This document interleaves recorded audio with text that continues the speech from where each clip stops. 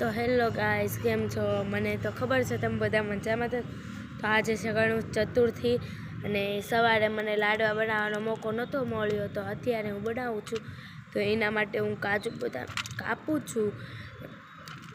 અને અત્યારે તો ફિલહાલ તો અત્યારે શાક રોટલી અને બસ લાડવા બનાવવાના છે. તો તમે બધા મને સપોર્ટ કરજો તો હું વિડીયો નાખી શકીશ, અને નહીં નાખો તો પછી હું નહીં નાખી શકું. તો હવે હું કાજુ બદામ કાપવા મળી જ છું.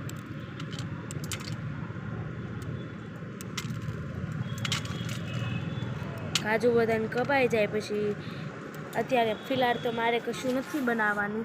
અત્યારે તો મારી મમ્મી હોય એટલે બનાવશે, પણ મારે અત્યારે ફિલહાલ તો આ ખાલી કાપવાનું જ કામ છે, બીજું કશું કામ નથી. અને ઓલો બ્લોક કાલે હું નથી નાખી શકતી લે જનાવરવાળો, પણ ફરજિયાત આજ તો બહુ પાકું નથી નાખી તેનો નાખી.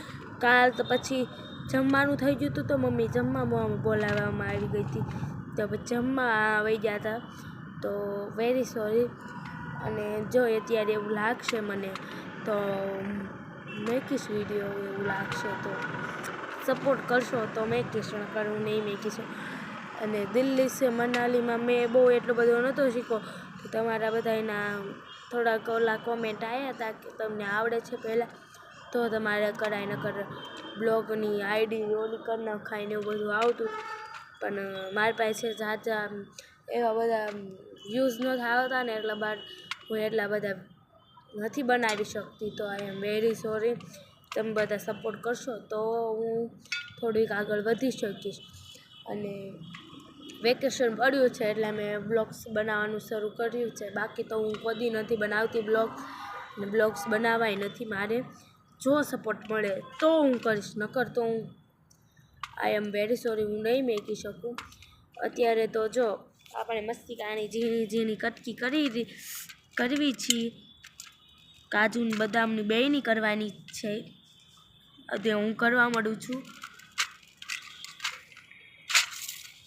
પછી તો કટ કરવા માંડી છું. અત્યારે તો હું ફિલહાલ તો કટિંગ તો કરવું જ પડે ને. અને અત્યારે 100 રૂપિયાના કાજુ ને બદામ આટલા કત આવે, 2 હુકોનું લીધું તો એટલું કત આવ્યું.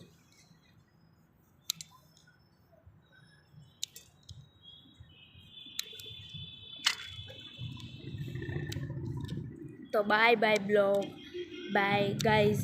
તમારે બધા સપોર્ટ કરશો તો હું મેકીશ, નકર હું નહીં મેકી શકું. આઈ એમ વેરી સોરી.